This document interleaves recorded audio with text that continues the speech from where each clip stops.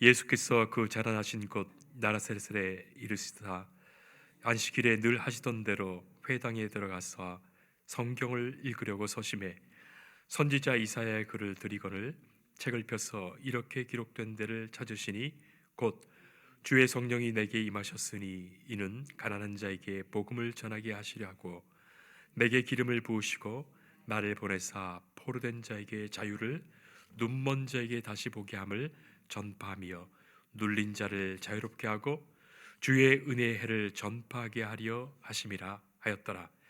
책을 덮어 그 맡은 자에게 주시고 앉으시니 회당에 있는 자들이 다 주목하여 보더라.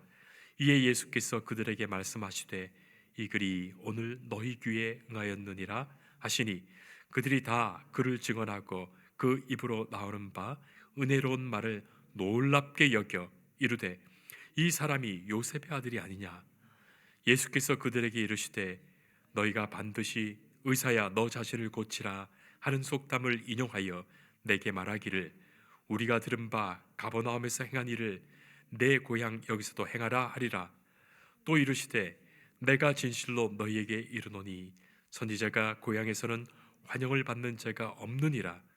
내가 참으로 너희에게 이르노니 엘리야 시대에 하늘이 3년 6개월간 닫히어 온 땅에 큰 흉년이 들었을 때에 이스라엘에 많은 과부가 있었으되 엘리야가 그중 한 사람에게도 보내심을 받지 않고 오직 시돈 땅에 있는 사렙다의 한 과부에게 뿌리었으며 또 선지자 엘리사 때에 이스라엘에 많은 나병 환자가 있었으되 그 중에 한 사람도 깨끗함을 얻지 못하고 오직 수리아 사람 나만 뿐이었느니라. 회당에 있는 자들이 이것을 듣고 다 크게 화가 나서 일어나 동네 밖으로 쫓아내어 그 동네가 건설된 산 낭떠러지까지 끌고 가서 밀쳐 떨어뜨리고자 하되 예수께서 그들 가운데로 지나서 가시니라. 아멘. 예수 그리스도는 하나님의 복음입니다. 예수 그리스도가 하나님의 복음이시다. 이 말씀은 예수님의 그 존재 자체가 하나님의 복음의 사건이라는 것입니다. 예수님이 이 땅에 오신 것이 하나님께서 우리에게 주신 복음의 역사였어요. 그래서 예수님께서 하신 모든 말씀들과 예수님께서 행하신 모든 일들은 복음의 사건입니다. 물론 십자가와 그 부활에서 결정적인 하나님 나라의 복음이 나타나지만 성경에 기록되어진 모든 예수님의 말씀과 예수님의 행하신 일들은 오늘 이 땅을 살아가는 우리들에게 복음의 말씀으로 찾아오시는 거예요. 그런 의미에서 오늘 우리는 이 말씀을 주목해 봅니다. 예수님이 맨 마지막 절에 그들 가운데로 지나서 가시니라 하는 이 짧은 말씀에서 복음을 보여주시는 사건이 있음을 우리는 생각하게 됩니다. 성도 여러분, 왜 누가복음은 저들 가운데로 지나서 가시니라 이 짧은 구절을 오늘 본문이 보여주시는 그 사건의 그 마지막 결론처럼 그렇게 쓰고 있는 것입니까? 환골탈태, 분골쇄신이라는 말을 들어보셨을 것입니다. 뼈를 바꾸고 태를 바꾼다. 또 뼈를 빻고 몸을 부순다는 말로 각고의 노력으로 새롭게 된다는 말을 뜻의 말입니다. 자, 그런데 그것이 인간에게 가능할까요? 여러분 어떻게 생각하십니까? 잘 알려진 이런 예화가 있습니다. 하늘을 나는 독수리 이야기죠. 독수리가 한 40년 넘게 살게 되면 이미 늙어서 쇠약해질 대로 쇠약해져서 이제 생사의 기로에 서게 되는데 부리는 굽고 발톱은 갈라지고 날개 깃털은 약해져서 또 수북해지고 그야말로 볼품없는 꼴로 전락하죠. 날기조차 버거워지고 먹이를 잡을 수조차도 없습니다. 자, 바로 그때 제기를 위한 독수리의 환골탈태가 참으로 처절하지요. 장장 150일 여일 동안 이 낡은 부리와 발톱과 깃털을 스스로 다 뽑아서 없애고 사투를 벌인 끝에 부리가 자라고 새로운 발톱이 나오고 새로운 깃털이 자라서 독수리는 그야말로 그 젊은 시절의 위용을 되찾게 된다는 이야기입니다. 그래서 다시 한번 창공을 제압하는 그 멋지고 위안한 비상이 이 뼈를 깎는 자기 혁신, 피말리는 인내와 절제 결과라는 그런 예화예요. 그런데 성도 여러분, 실제로 조류학자나 생물학자의 말은 다릅니다. 독수리는 40년 이상 살지 못하고 실제로 그런 일은 자연에서 없다 하지요. 그 이야기는 우화입니다. 동물이나 생물을 들어서 사람들에게 교훈을 주고자 만든 이야기, 우화입니다. 실제로 그런 것이 아니라 자기 혁신을 격려하기 위해서 만든 이야기라는 것이죠. 독수리도 그렇게 하는데 인간은 그렇게 못하겠는가 하는 그런 가르침을 주기 위해서 만든 말이지만 실제로는 독수리도 못하고 인간도 못합니다. 현실에서 환골탈태와 분골쇄실이라는 것은 거의 불가능합니다. 스스로 인간이 변화되거나 새롭게 된다는 것 말이죠. 참으로 어려운 일이고 대부분은 다 눈속임이에요. 그토록 어렵습니다. 인간이 스스로 그렇게 할 수 있는 자가 과연 얼마나 되겠으며 또 그렇게 자기 자신을 새롭게 할 수 있는 존재라면 예수님이 이 땅에 오실 필요도 없는 거예요.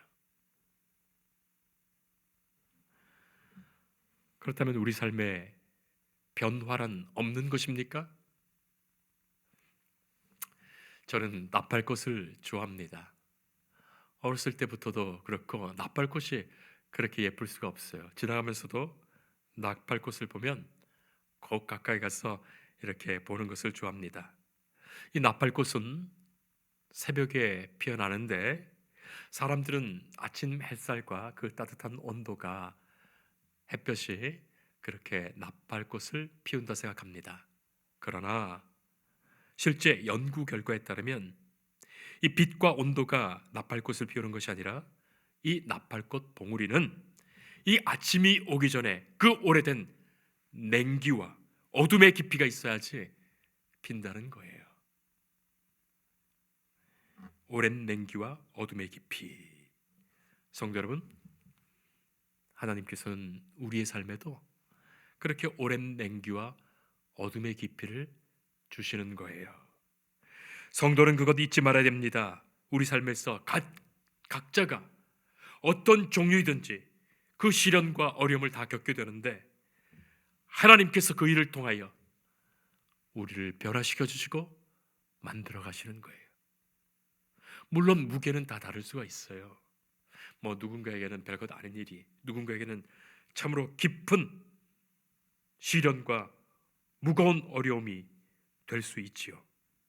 하나님은 그런 일들을 통하여 우리를 변화시켜 주시고 만들어 가십니다.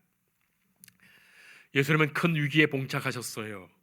사역을 시작하시면서 하나님의 영광을 위하여 하나님 나라의 복음의 역사를 위하여 일하시던 중에 예수님께서 고향 땅 나사렛으로 가셨다가 오늘 본문 말씀 보면 벼랑 끝으로 몰리고 낭떠러지에 끌려가서 밀쳐 죽게 되는 그런 상황이 펼쳐진 거예요.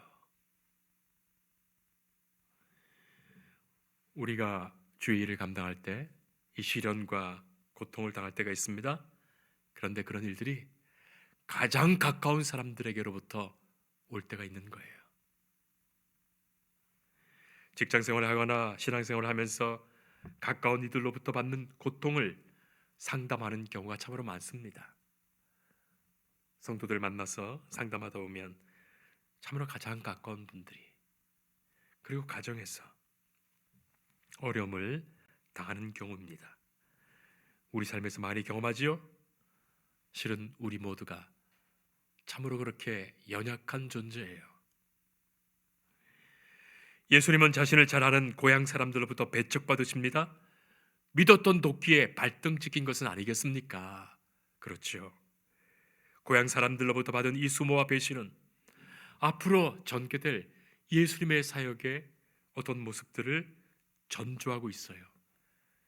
예수님의 가장 가까웠던 제자들로부터 받게 될 그 배신과 예수님을 열렬히 환호하던 그 군중들로부터 받게 될 조롱으로 십자가를 지시는 그 이야기 말이죠. 고향 마을 사람들로부터 이토록 외면당하고 버림받게 되는 이유가 무엇일까? 성도 여러분, 가만히 생각해 보면, 아니 고향 사람들이야말로 얼마나 위로가 되고 힘이 됩니까? 슬픈 일에 같이 슬퍼하고 좋은 일에 같이 축하하고, 정치인들도 그런 행보를 우리가 많이 보지 않습니까?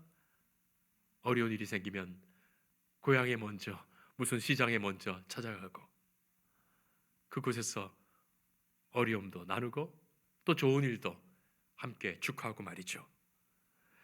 예수님께서 다른 갈릴리 모든 지역에서 사람들로부터 칭송도 받고 그렇게 따름을 받았을 때, 어쩌면 예수님도 이 고향 마을 나사렛을 찾으셨을 때 마을 사람들도 마치 금의 환영하는 것처럼 반기며 맞았을 것입니다. 그런데 문제는 예수님의 태도예요. 복음의 사역을 시작하시며 고향을 찾아오셨습니다. 그것으로 보아 예수님도 이 고향 사람들에게 대하여 호의적인 마음이 있으셨던 것 같습니다. 그러나 이 복음을 선포하는 데 있어서, 복음의 성격이 있어서는 어물쩍한 타협이 없으셨어요. 고향 사람들이라고 복음의 은혜를 물에 물 탄 듯이, 술에 술 탄 듯이 슬쩍 적당히 퍼부어주신 것이 아니란 말입니다. 복음의 역사 앞에 우리가 각자 어떤 존재인지, 복음에 합당한 회개가 무엇인지를 주님께서는 분명히 하셨던 겁니다. 하나님 나라의 이 구원의 사건은 예수님의 복음을 받아들이는 동시에 예수님 그분을 하나님의 아들로 하나님께서 보내주신 그 복음의 자체로 영접하여 받아들이는 사건이기 때문입니다.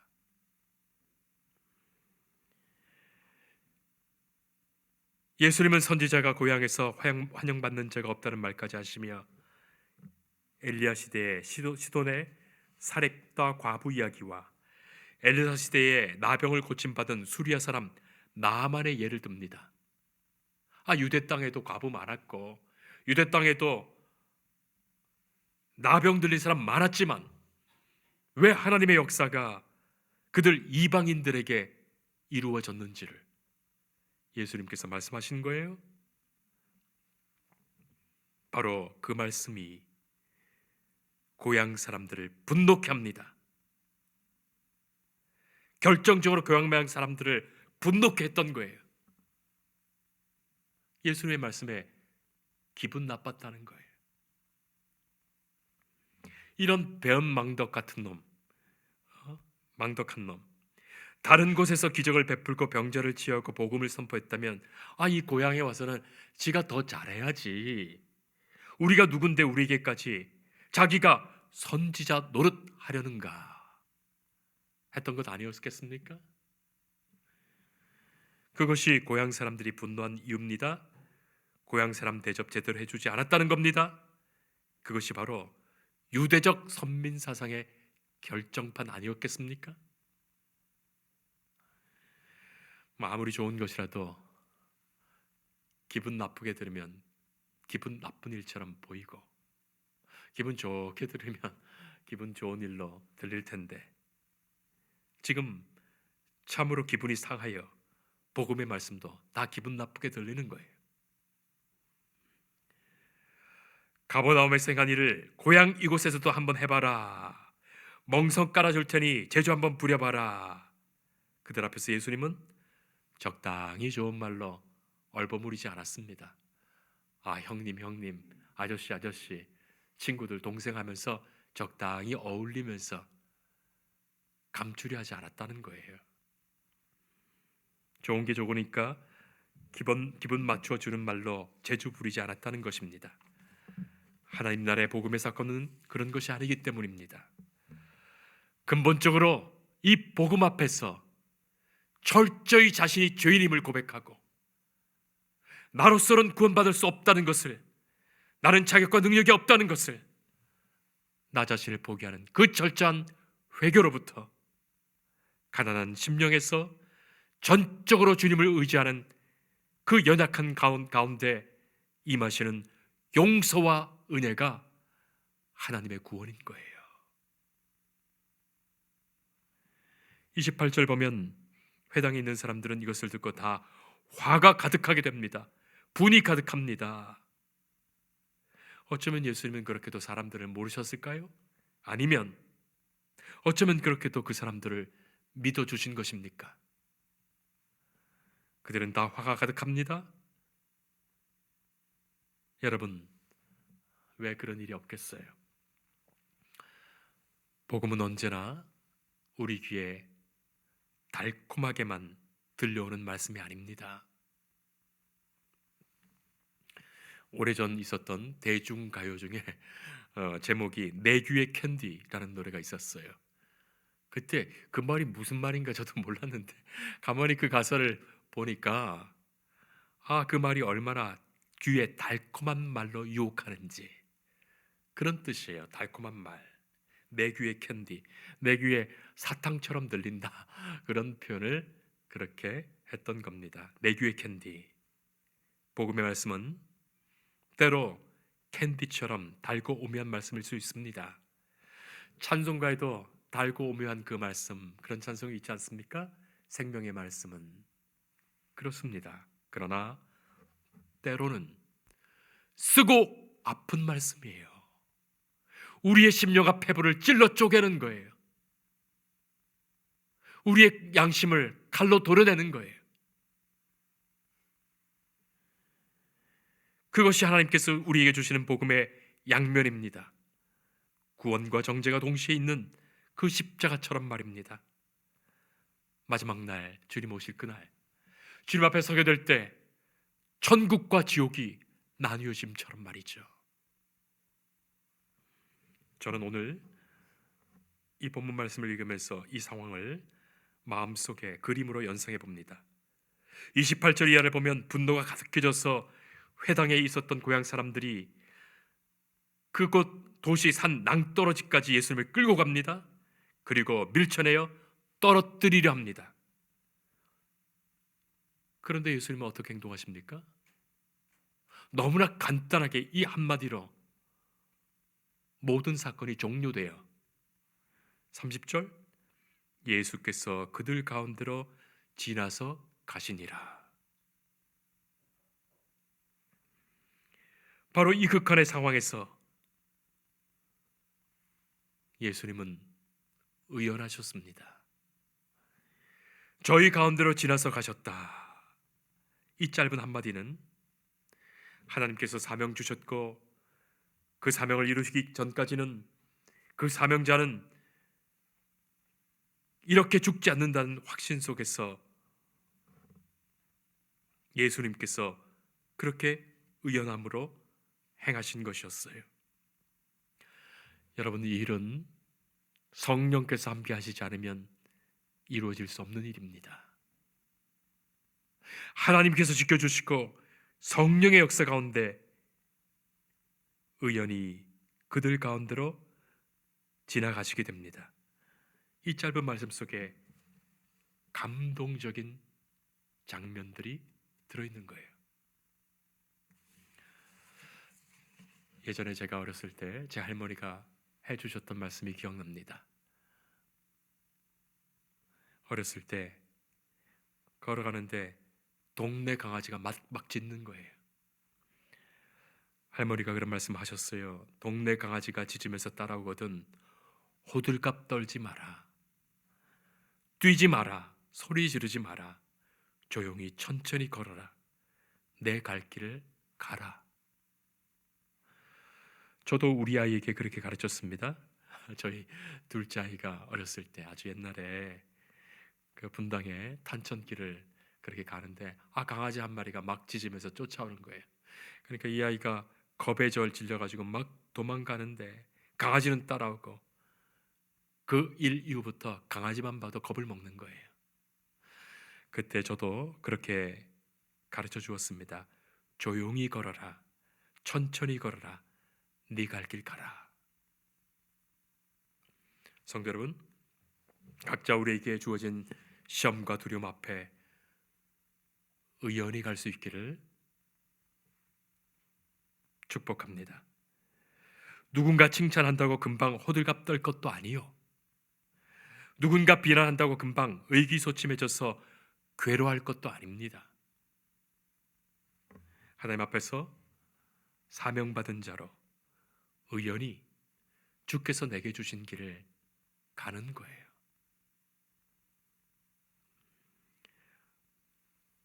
도망갈 것도 아니요, 비껴갈 것도 아니요, 시험 앞에, 어려움 앞에, 고통 앞에 의연히 맞서 그 길 가운데로 걸어갈 수 있기를 바랍니다. 하나님께서는 성령으로 붙드시며 단련하시며 정금과 같이 나오게 하실 거예요. 우리 힘으로는 되지 않아요. 우리 용기로는 택도 없어요. 우리 능력과 믿음으로는 넘어지고 말아요. 그러나 성령님 의지하며 의연히 나아갈 수 있기를 바랍니다. 하나님께서는 그 일로 당신의 사람들을 훈련하시고 승리의 길로 인도하시는 거예요. 능히 이기게 하십니다. 중세 프랑스의 비평가였던 라 로슈푸코는 이런 말을 한 적이 있습니다. 남한테 동정이나 칭찬을 받으려는 생각 속에는 남에게 의지하는 마음이 숨어 있다. 정말 혼자 의연히 서 있는 사람은 남의 동정을 기대하지 않는다. 물론 남의 칭찬과 비난에도 일일이 신경 쓰지 않는다. 성도 여러분, 하나님께서는 우리 각자를 부르셨고 우리 각자를 하나님의 사람으로 세워 가십니다. 그리고 우리 각자에게 하나님은 사명 주셨어요. 그 사명 이루며 사는 그 길에 결코 흔들리지 말아야겠습니다. 복음의 사건은 왜곡되지 않습니다. 오직 예수 그리스도를 영접하며 그를 믿고 그와 동행하는 삶 속에 있습니다. 주를 따르는 자, 주의 사명을 받은 자는 의연합니다. 시험과 고난 앞에서 비껴가는 것이 아니라 그 가운데로 지나갑니다.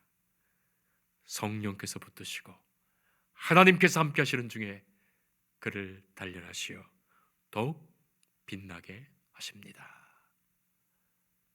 기도하겠습니다. 자비하신 하나님, 예수님의 복음 사역을 우리가 말씀으로 보면서 주께서 이루시는 많은 사건들, 특별히 고난과 시험과 어려움에 늘 계셨던 모습을 보면서 우리도 주님과 함께 우리 각자에게 내게 주신 십자가를 지고 주께서 기뻐하시는 복음과 믿음의 길을 온전히 가도록 지켜주옵소서. 성령께 의지합니다. 성령께서 도우시는 가운데 우리가 주께 기도하게 하시고 모든 어려운 시험에서도 이기게 하시는 주님을 바라보게 하옵소서. 주의 말씀으로 힘주시고 은혜 주시고 새롭게 하시어 주 안에서 주의 기뻐하시는 자녀와 백성으로 살아가게 하옵소서. 예수님 이름으로 기도합니다. 아멘.